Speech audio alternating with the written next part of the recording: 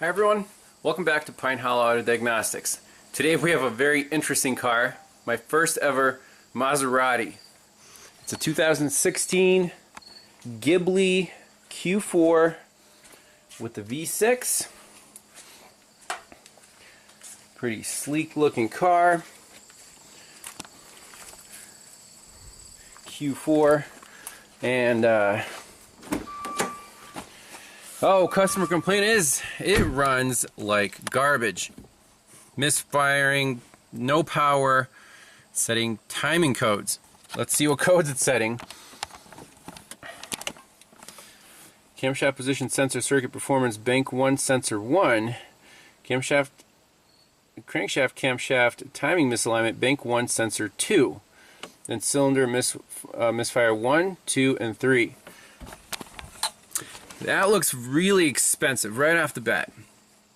And we're at a disadvantage because ALLDATA does not have service information on this car. I'm like, if they don't, I sent in a library request, so if they don't have it in there, by VIN or in the drop down, you can request information, special information from them through an email. So we'll see if we get anywhere with that. But can we still diagnose this car? I'm going to try my best. We'll take an hour or two with a diagnosis. If one of the banks is out of time, which it sounds like it is, this thing runs really rough. It drove here, but it's supposed to have 400 horsepower. I think it has maybe like 50. Can we diagnose this with a pressure transducer? So we don't need wiring diagrams, just bank to bank. I would like to have the firing order, that would be really nice. But we can at least put a pressure transducer on bank 1 and then bank 2. The spark plugs looks like they're easy to get to. And go from there. So if it's saying cylinder 1, 2, and 3 misfire, I assume cylinders 1, 2, and 3 are on the same bank. And the misalignments on bank 1, sensor 2, camshaft position sensor circuit performance, bank 1, sensor 1. Kind of weird code descriptions. I wish I had actual OEM service info, but if we can find these cam and crank sensors just by a visual inspection, we can definitely throw a scope on there, get some kind of waveforms, but they won't tell you much without a known good. And where do you get a known good cam crank correlation for a Maserati? I don't think they have that online. So anyways, let's start it up, see how it runs. Oh, the push button's over here. It has to be different.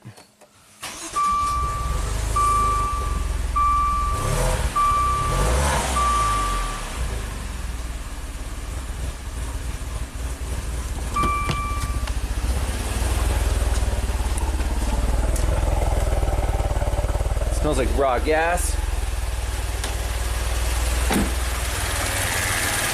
Shaking like crazy. Feels like it's running on 3 cylinders.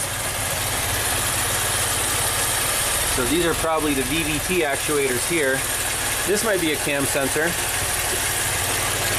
That's probably a cam sensor right there. Definitely not happy. Keep the thing out of the way. Spark plugs are easy to get to.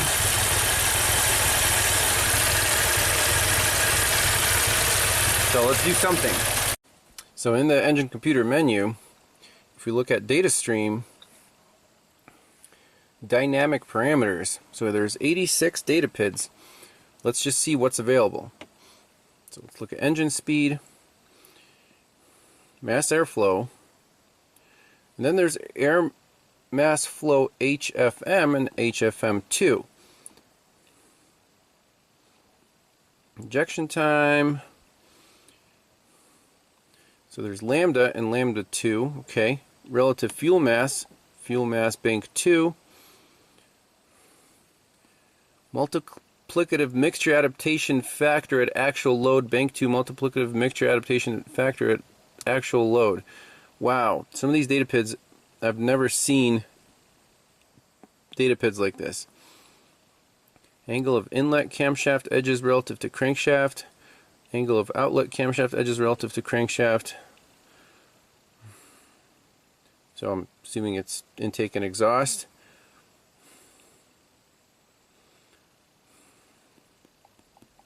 Look at those. There's angle, intake valve opens absolute related to reference position.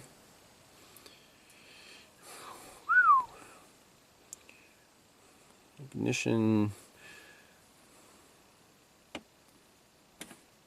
Okay, let's just look at those data PIDs.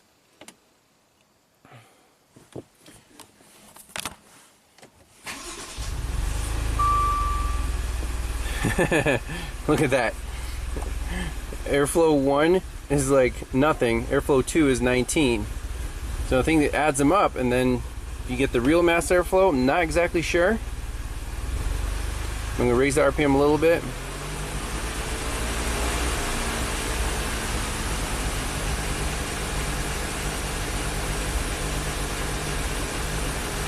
So look, the fuel mass is the same for both banks.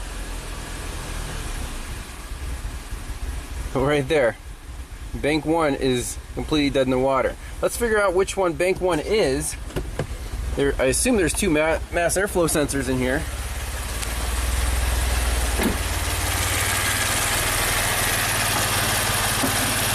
Look at this thing.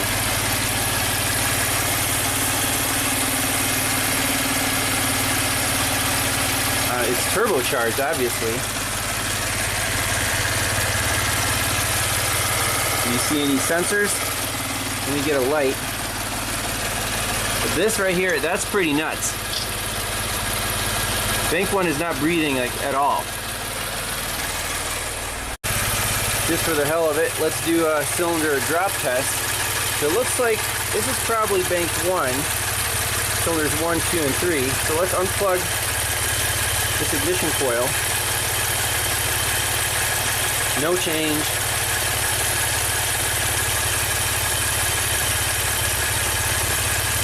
No change. No change. And actually the wires are labeled 1, 2, and 3, 4, 5, and 6. So 1, 2, 3, 4, 5, 6. That's the cylinder layout. This bank is dead. Let's get a pressure transducer out and see, compare bank to bank. That'll give us at least a clue of this engine's like super out of time. By the way, if I unplug coil number 6,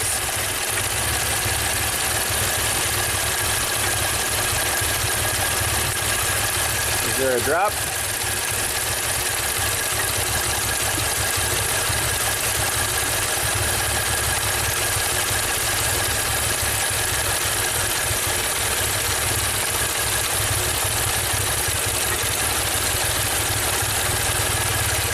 I guess so.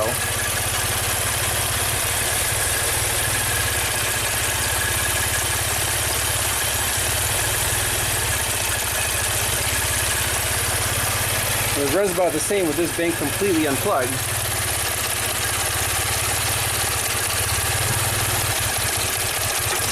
Yeah.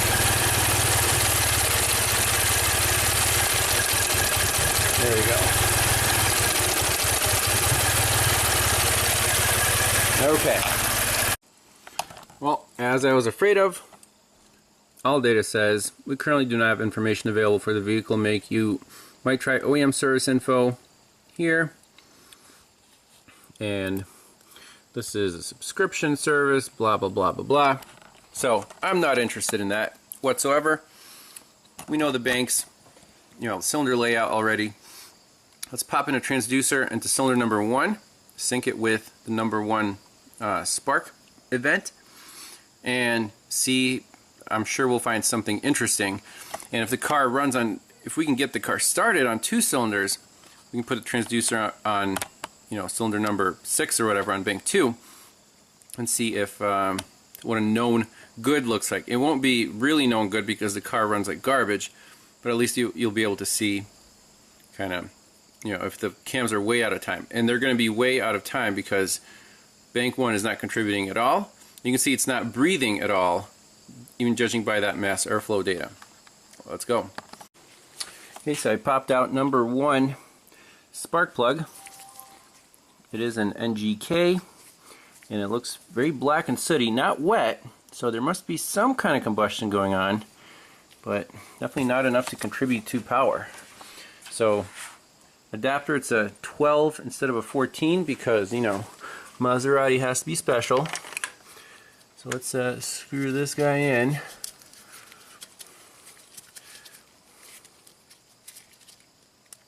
Okay. And on the coil control wires, if you peel back the little rubber boot, you can see wire number 2 from my thumb is like a gray with a blue stripe.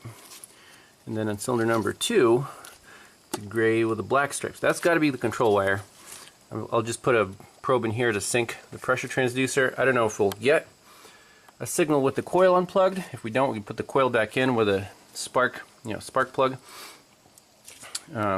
and then just see what start it up and see what happens. All right, here's the Maserati setup. We got 3 channels. Channel 1, the blue trace, is connected to pressure transducer number 1 in cylinder number 1. Okay, so we'll turn that on and easily select the custom scale.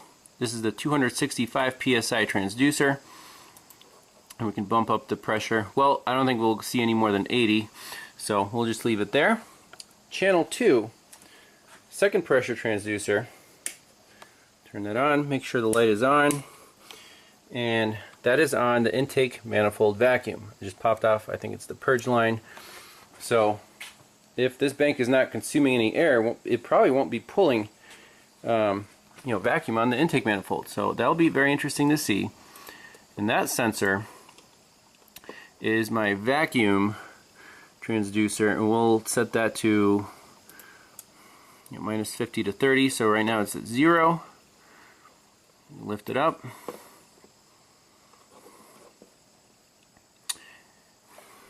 So that's this little transducer here. And third channel is the control wire on ignition coil number 1, and I did put the spark plug in there. It's just grounded against the valve cover there, so I'm not worried about that.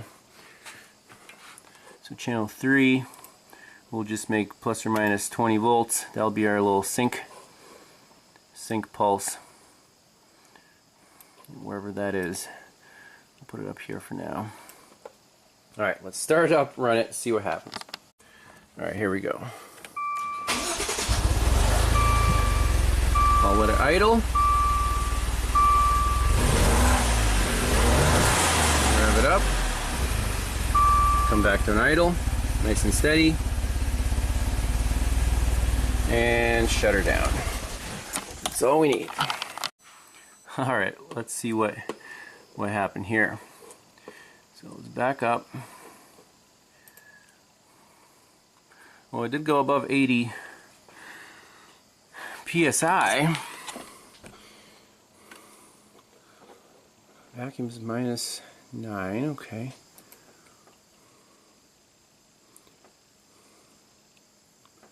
And the ignition is occurring correctly.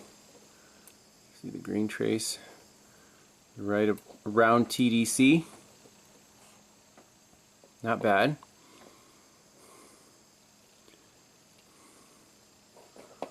What do we see here?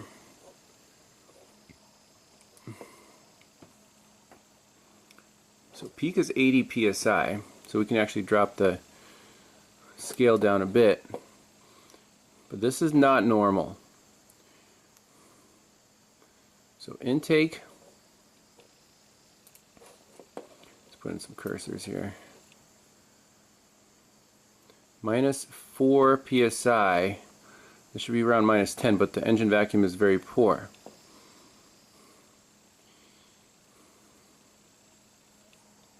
Let me save this waveform. I'll share it on Google Drive, and we'll put in some cursors and try to analyze this. Then we can compare it to bank 2. Alright, so I bumped up the scale to minus 15 to 135. Let's try this again. Okay, so here is the car at idle, cylinder 1. It doesn't look too bad, just eyeballing it. However, we see that the intake manifold vacuum, which is a very useful measurement to make, we only see 1, 2, 3 events in a 6-cylinder car. That's definitely not good. So what can explain this? So right here, when the exhaust stroke finishes, right, the exhaust valve closes and the intake valve opens. That's this little drop into vacuum. Now the cylinder should be taking in air. As the cylinder comes down right here to the 540, I expect this to come down here. Instead it goes up. That means the cylinder is not breathing.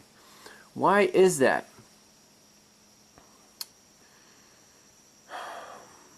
That's just crazy.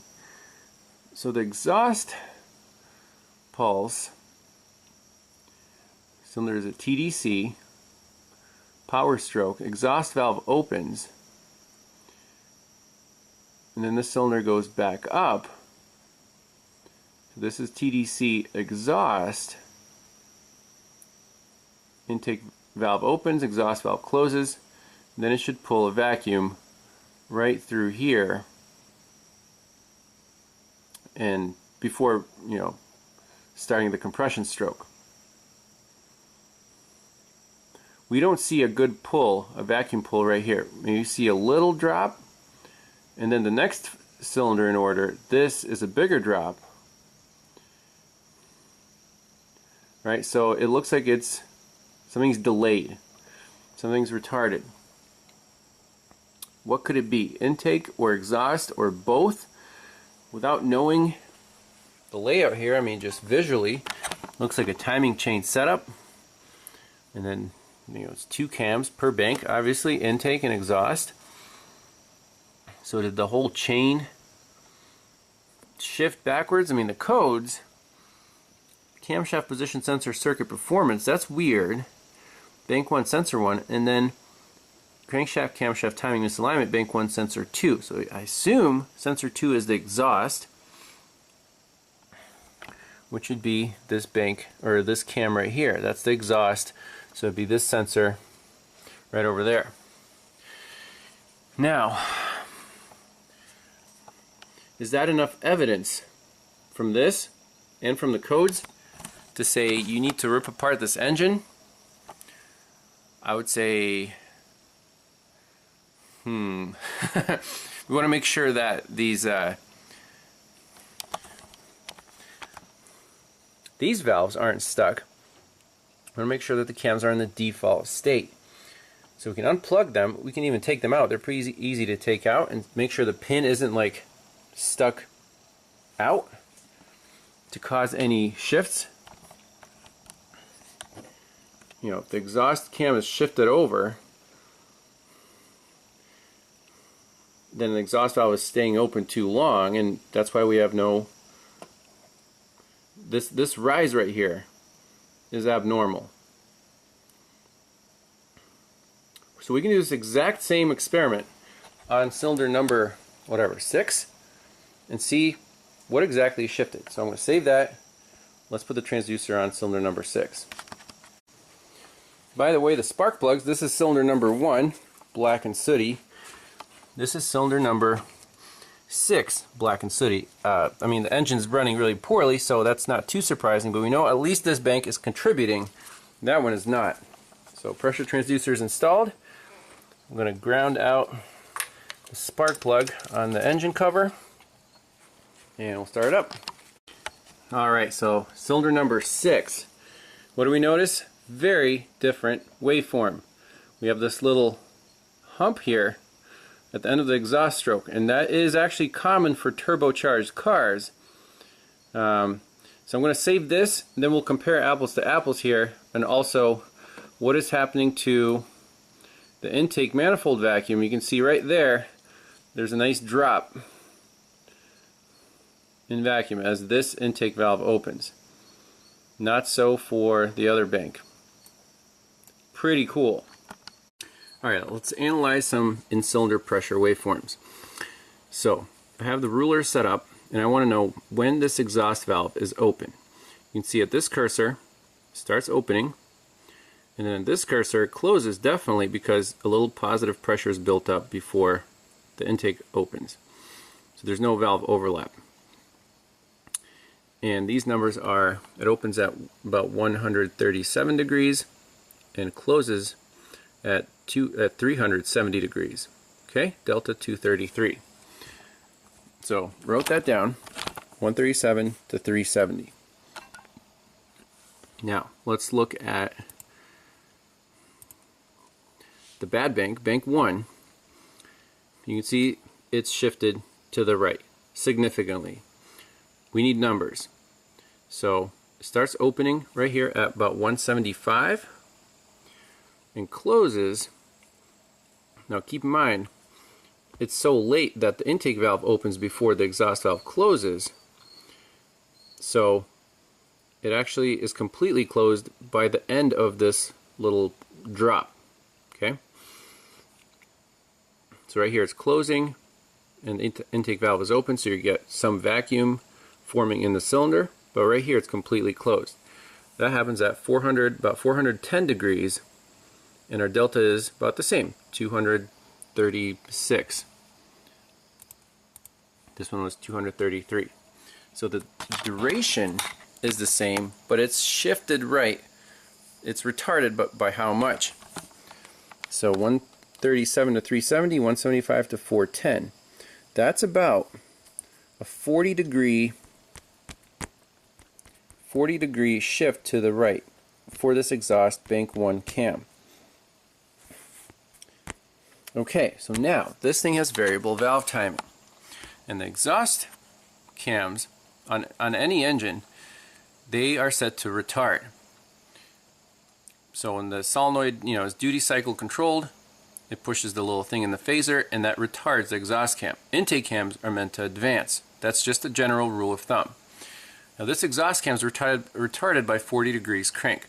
I think that's the whole phaser motion.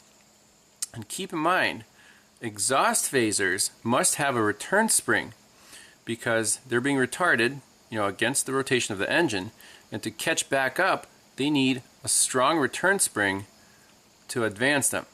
On intake cams, the oil pressure advances the cam, and then when the oil pressure is taken away or put in the other side of the phaser, it retards much easier because it has to fall back to get to home position. So my suspicion is the spring in this exhaust phaser on bank 1 is busted, and this cam is fully retarded all the time. I don't think the timing chain jumped. Last thing we can do is pop off the actual oil control valve off of the exhaust cam and see, maybe we can even turn the cam to advance it. But I'm not ripping into this engine very far without OEM service info, and that is not available. So this is as far as we can get with the diagnosis. We have conclusive proof here that it's most likely just a bad phaser. Who's going to do that repair? Some lucky person, not me.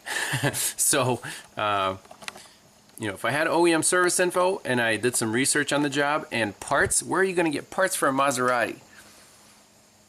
Rock Auto doesn't have it. I looked. In fact, on Rock Auto, the only thing under engine is oil. 5W40.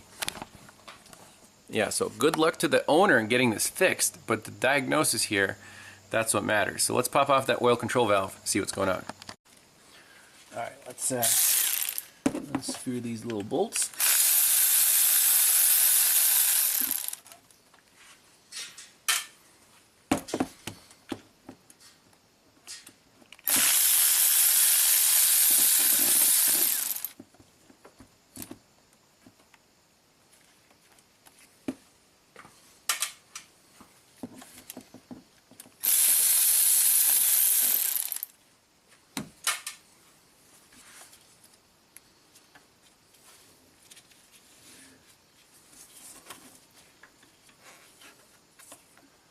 Okay, here's the little plunger.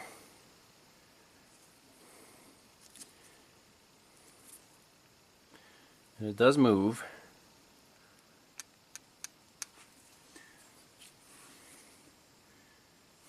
There's our phaser. I see a Pentastar logo on there. Is this a Chrysler? Now it pushes on this little thing. That moves.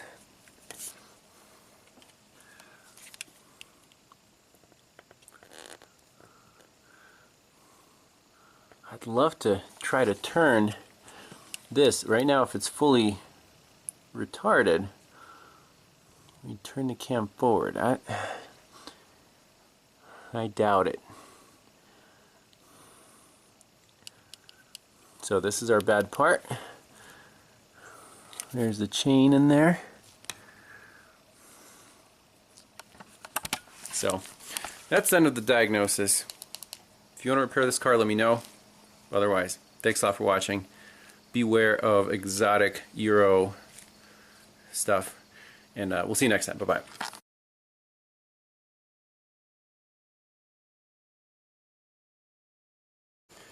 Alright, a little bonus footage. So I have a big socket, it's a 32mm, on the crank bolt. And if we turn the engine in the direction of rotation, you'll see this cam is spinning with the engine. That's fine, right? Now, I'm going to put a marker on the pulley and on the timing case. Spin the engine backwards and see if the timing chain moves and this phaser does not. Then we know the camshaft is not moving. We could even take out this camshaft position sensor, put a borescope in there, and see how many degrees we have to turn the crank back to start moving the cam backwards. Should be about 40 degrees if my suspicion that this return spring is broken. So let's try that experiment. Cool bonus footage. So here's the setup. Exhaust cam bank 1 sensor is out. Borescope, we can see the wheels on there, or the teeth on that reluctor ring. Now I made a little mark right down here on the pulley. So now I'm going to spin the engine backwards and we'll see if this moves while I'm spinning the engine backwards. Let's go. Alright, ready? So we're going in reverse. I'll flip my wrench around.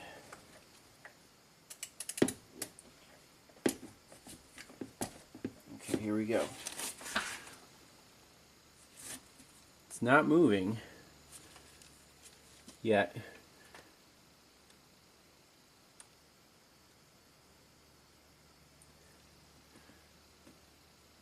Okay. So we moved there. It's definitely spinning. Let me try to go the other way. Now here's how far I moved the crank. See, the yellow mark used to be there. Now it's way over here. So that's about, it's not quite a quarter turn. That would be 90 degrees. No, it's not quite half of that. Maybe 40 degrees. Okay. Let's let me pop this thing out too, if possible, so we can see what's going on with the intake cam, if that's moving directly or if the chain is flopping around.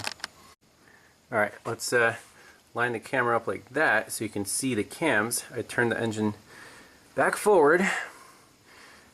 Now I'm going to spin it backwards.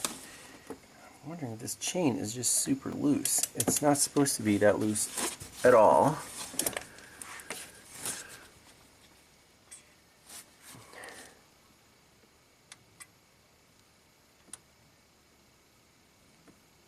So the chain is not moving that much.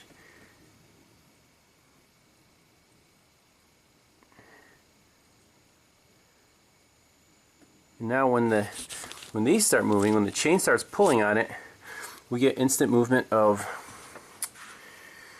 the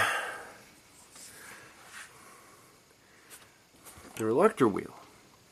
So maybe it's not a bad phaser. Maybe the timing chain is so loose it actually jumped a tooth on this exhaust cam. That would not be too surprising. We have a known good bank. Let's pop one of these guys off and see how loose that cam chain is. Alright, let's look at the bank 2 cams. So I'm going to advance my yellow mark forward. You can see the cams are turning forward. Right there. Now we're going to turn the engine backwards and see how much slop there is in this chain. Ready? Right there, they're starting to turn backwards already. Absolutely. And our yellow mark only moved that much. On the other bank it moved like I said, 40 degrees, or about 1/8 of a turn. So what's the diagnosis? Probably nothing wrong with the phaser, but the cam chain is loose, so either a broken guide, collapsed tensioner, whatever, and that chain jumped on exhaust cam on bank 1.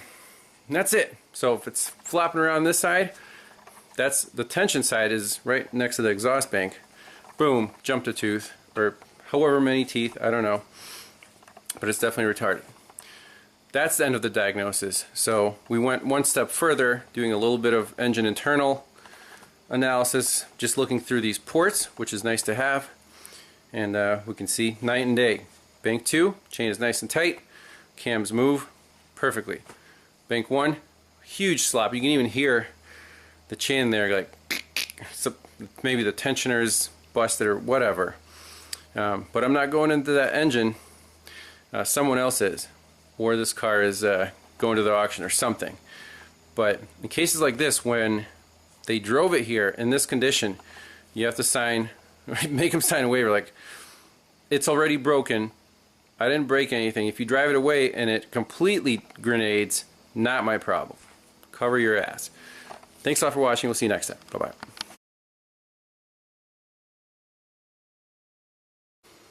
Oh, a little more bonus footage. Since we have the BORESCOPE out, why not use it to see if we can locate something interesting.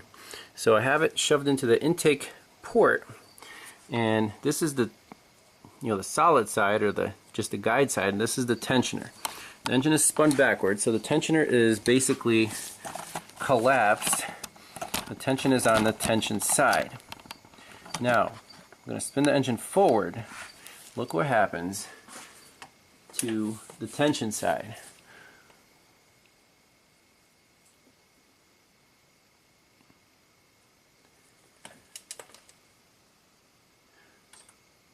Right there, look how far it's coming out. That tensioner's junk. The guide looks okay. Do you see how far the chain came out from like there to there? That blows my mind.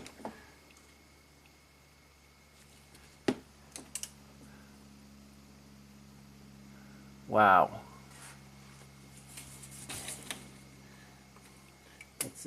Let's spin it backwards one more time. So now the chain's going to be pulling on the tensioner. See that?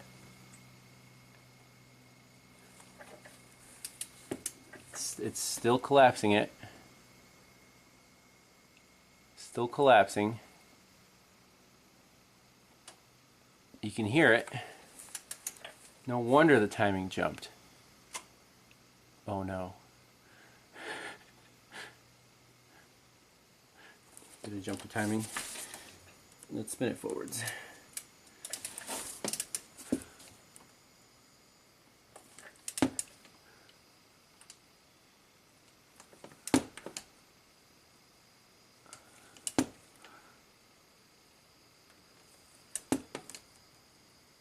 Oh my God. Yeah. So basically, I'll tell the owner, do not start this engine before getting it repaired, because it might jump anytime, any second, and just blow up. I can't believe they drove it here, but yikes.